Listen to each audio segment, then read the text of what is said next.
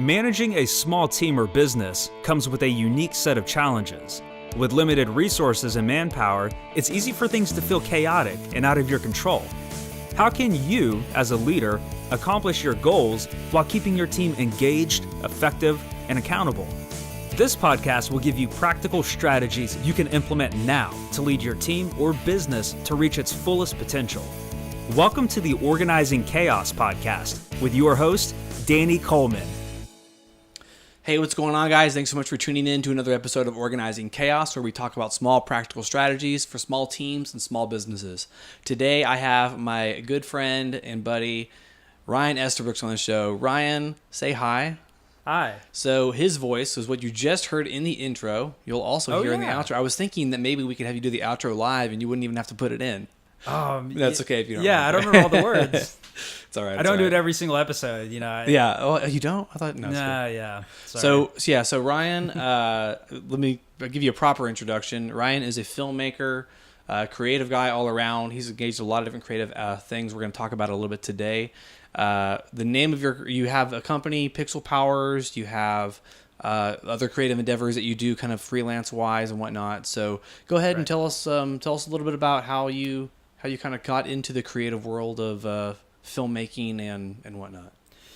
Yeah, I got into filmmaking around the age of 15. Okay. If we want to take it way back. I do. I like to go way back. Okay, I like to go way back.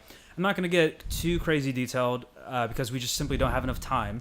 But I started off as a musician when I was 12 years old. So that kind of ignited the whole creative side of my brain. Mm. And it was whenever I got a camcorder from my dad. He got it through his work somehow. They did like a promotion or something like that. And I just found it to be incredibly fun for me and one of my really, really good friends named Skylar to just start making home videos. And they were just ridiculous sketches and off the wall. And it was just so much fun. And so I always liked doing sort of film stuff from there on. And I had been writing all my life because I got big into comic books when I was like 3 or 4 years old. Like, no joke. It was all the way back then. Okay.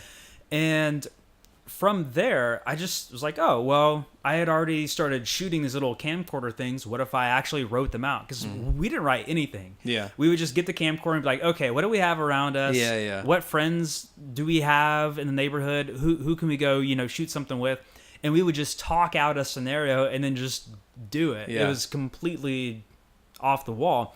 So yeah, around 15 or 16, I started thinking, let's go ahead and write some stuff.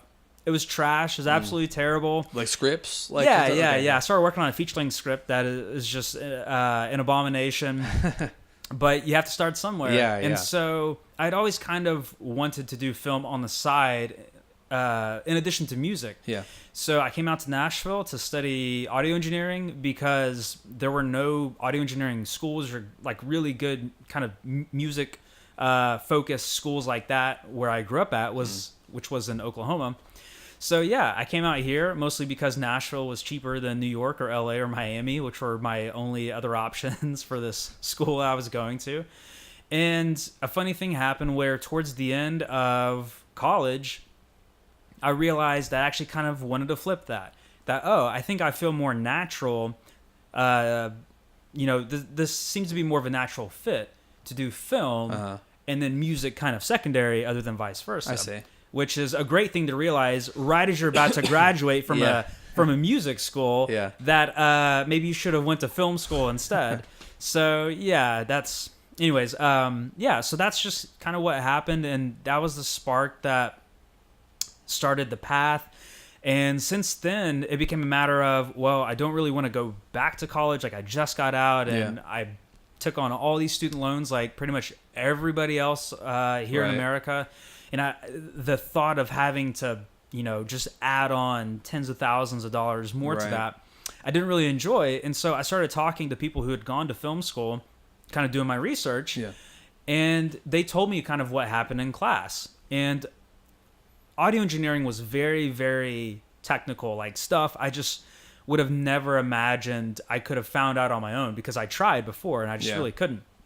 But the film stuff was more practical. You know, not saying it's easy by any means, because of course it's not. It's an art and it's a craft, but it was very practical. And a lot of the friends that I had who had gone were basically just saying, yeah, we would get a camera, we'd go shoot a film, we'd bring it back, we'd talk about it with the professor, and then we watch movies and then just repeat the process. So I was like, okay, I don't have, you know, $40,000-$50,000 to do another couple years of film school, right? But I could maybe come up with like $4,000 or $5,000 to buy a really good camera, and then another couple grand for lights or whatever I could do, and just start making little short films like they did. Yeah, and that's pretty much what I did. And so it was a very practical education, and I will say it took me a lot longer time-wise to get to like a quote-unquote professional level or like standard level of quality than I would have if I would have gone to film school. So that's kind of one thing that, looking back, I wish I would have considered whenever I made this choice to kind of go down that road. So now, did you do this kind of practical learning about film while you were working a corporate job? I know you had worked a corporate job for a while, so this was this tandem?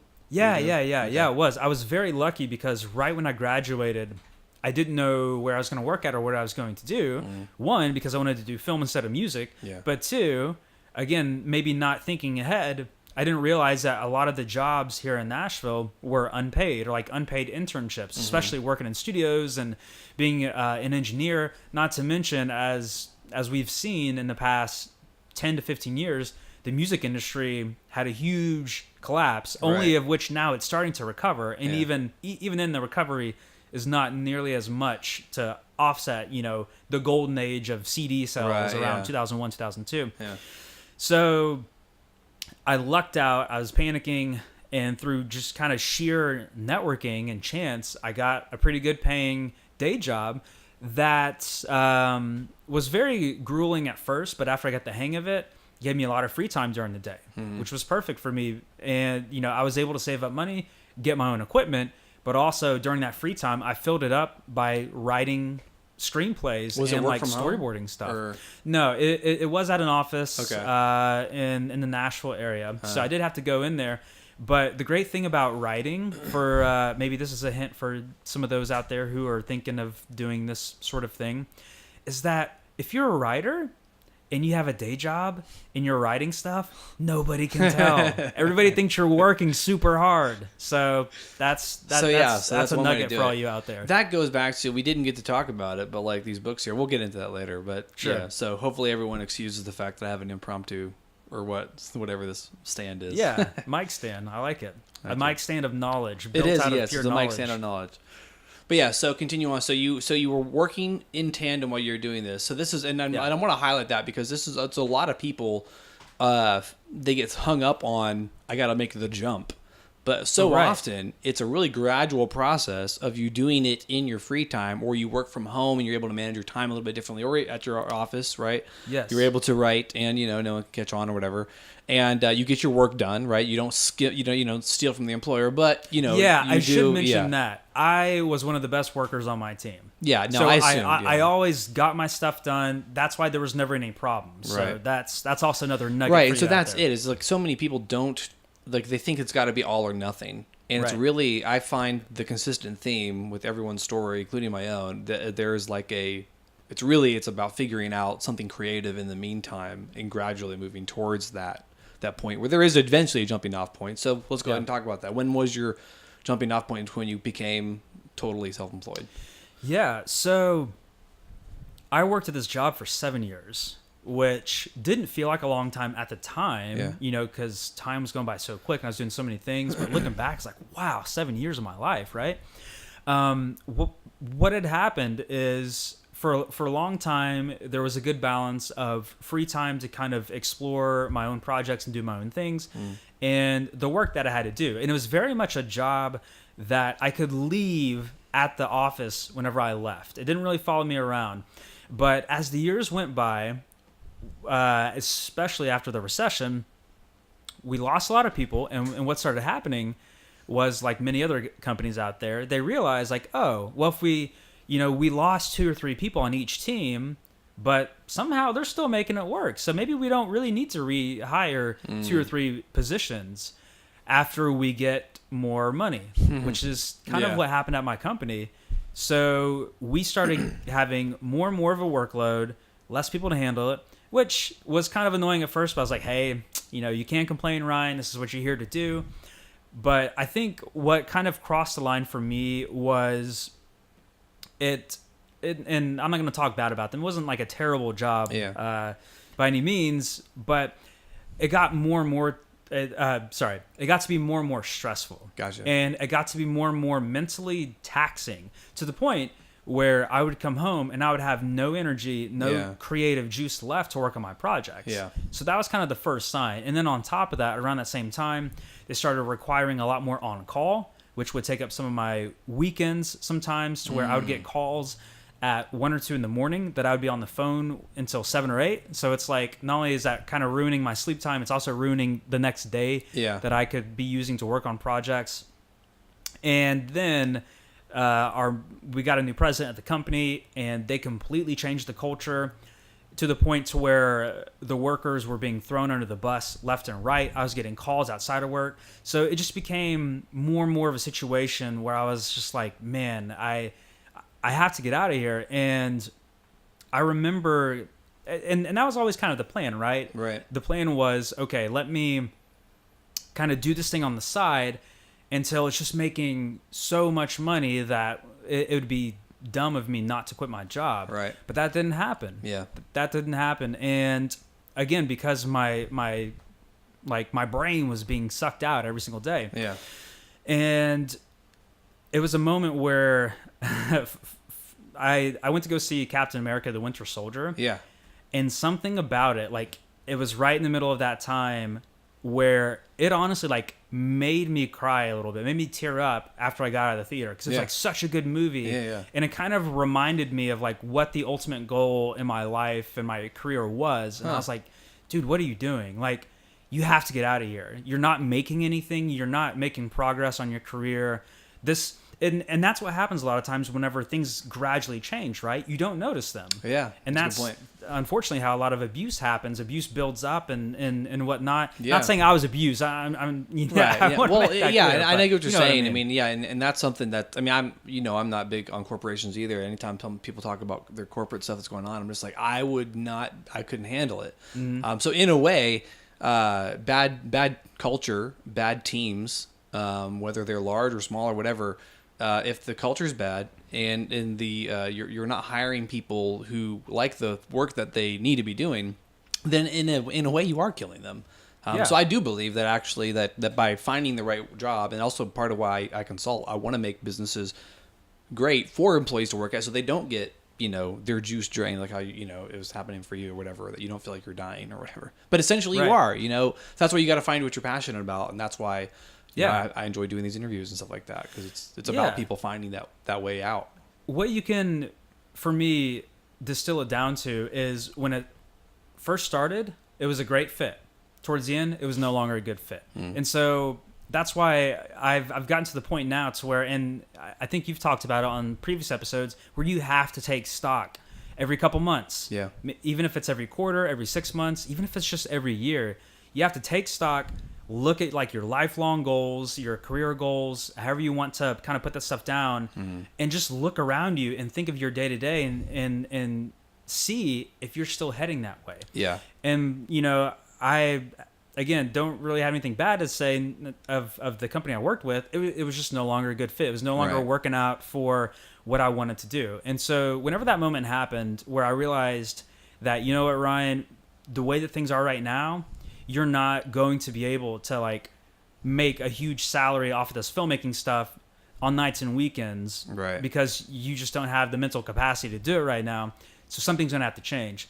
So at that point I started planning, and it took me about a year, but I started saving up a lot of as much as my salary at this job as I could, which again, thankfully I got paid fairly well for it.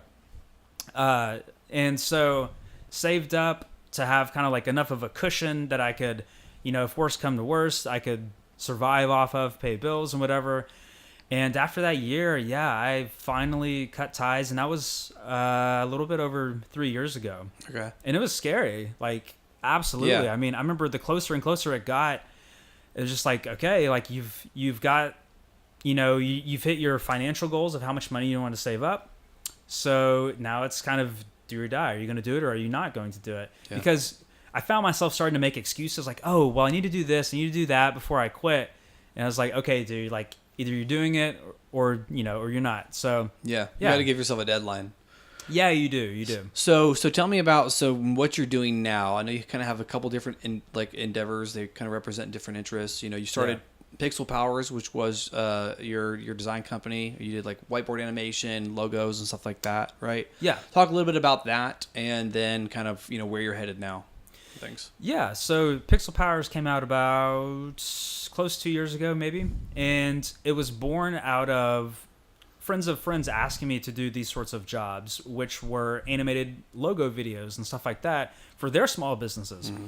And so, of course, I saw maybe a niche that wasn't being filled, or even if it wasn't a niche that hadn't been done by someone else, it was clear that these people didn't know where to go, right? And that in and of itself was a problem, right? Right. Yeah.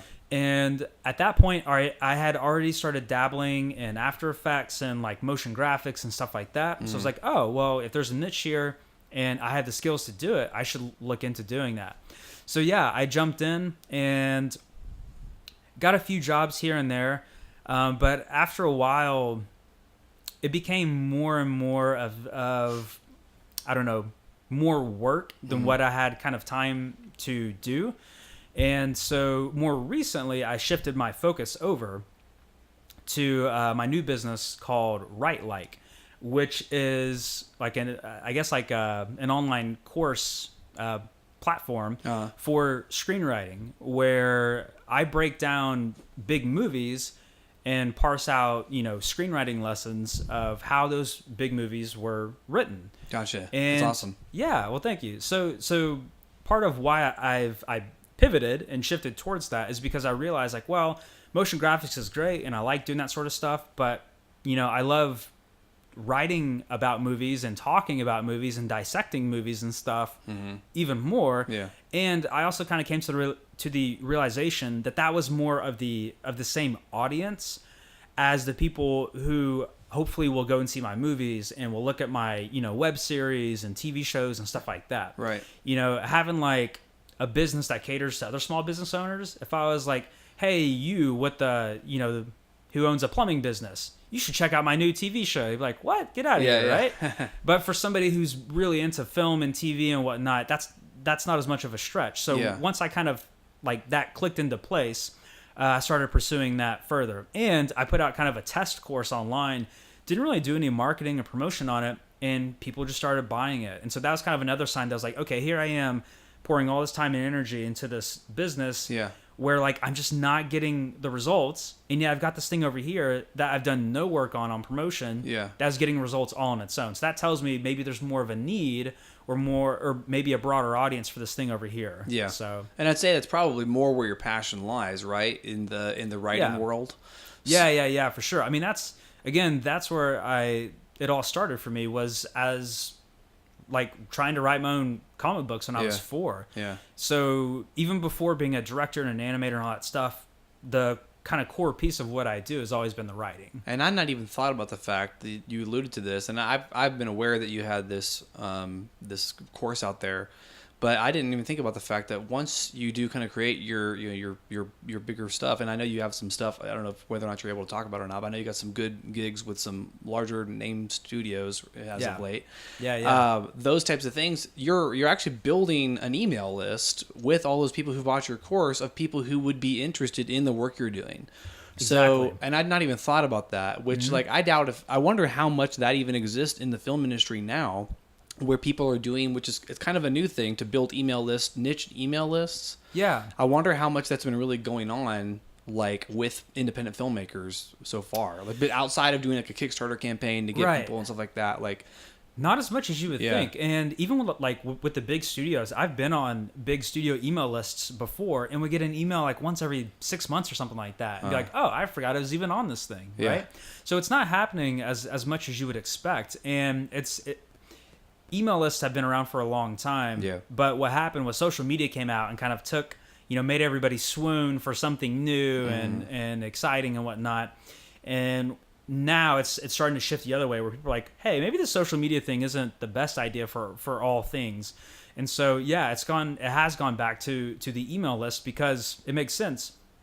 If you have somebody on an email list, you send an email to them, it's going to kind of hang out there in their inbox until they do something with it, versus social media, which stuff just flies by without people knowing or checking. Endless that scrolling. often. You can just Yeah, exactly. It is a lot easier to bypass. But yeah, you're exactly right. That was one of the things too, where I realized like, oh yeah, this email list is going to be key to my own projects, and I make sure that whenever people sign up, they're notified that hey, like I'm a writer too, I'm a filmmaker just like you guys. Occasionally, I may tell you about some cool stuff that I'm working on as well. Yeah. And yeah, that's a huge thing, because now I can build a fan base or an audience or whatever you want to call it. Yeah, and that is key.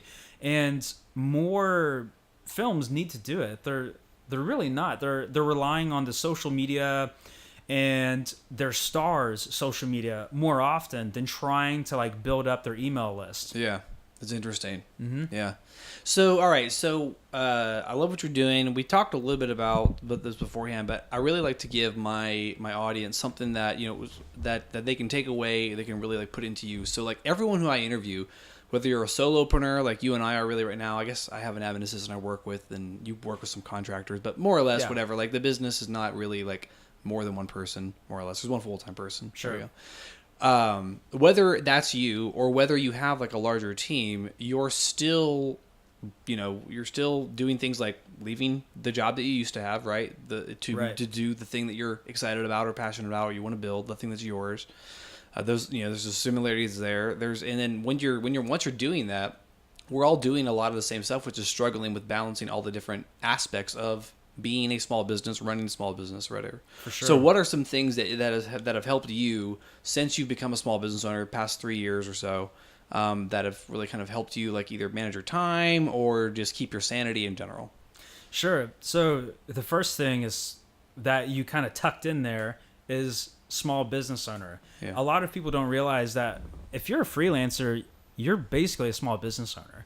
And I think it's hard for us to wrap our minds around that at first. And I remember the first time somebody talked about the concept of a single person being a brand, I was like, what? No, like, get out of here, man. Take that capitalism stuff somewhere else, right? But after a while, it's true. And it's true now, especially in the digital age that, for better or worse, we live in. Yeah. So that was kind of the first thing, was understanding that I had to kind of start running my professional endeavors as a small business. And so that was the first key. And the other thing was my wife, she turned me on to kind of like the lean methodology, and she gave me a book called The Lean Startup. Now, I can't remember who wrote it. So lean, just for those, a little explanation of what lean is. So lean, there's different versions of it, but the core concept is basically more of a first in, first out method of working on projects. And so what that entails is, instead of multitasking, you're trying to only work on one thing, finish it, get it out the door. And the other key component of it is that you just try and get it good enough and get it out the door, because you want to get feedback. There's a term in there called the minimal viable product. Yes. And that was a big component for me as well. Understanding that really changed the way that I approached my work. And it was another reason why I was able to pivot so quickly from Pixel Powers, which I still, kind of own and is still there. It's just more on the back burner, to my new Write Like series of courses. Is, I didn't try and take something that wasn't working, 1,000% all the way before deciding, okay, I need to turn and do something else. You know, you have to be able to say, okay, this is good enough. It may not be perfect, but it's good enough. And you have to get it out. Because one thing I've learned, and I can't remember which film writer or director said this, but they're basically saying the greatest movie never released is still not as good as the worst movie released. Yeah. Right? Yeah, that makes sense. Yeah, so it's like, it doesn't matter how great your thing is if it never leaves your room and nobody ever finds out about it. The room. The Room.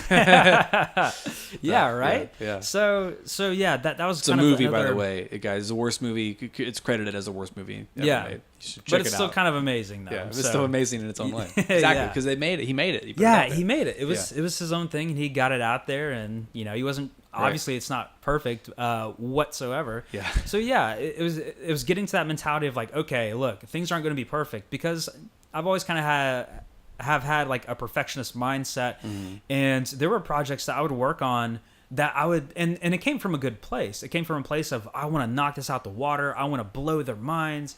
So I would work on, as an example, I was working on an original score for another friend's short film, and I was like, oh, I'm going to blow his mind.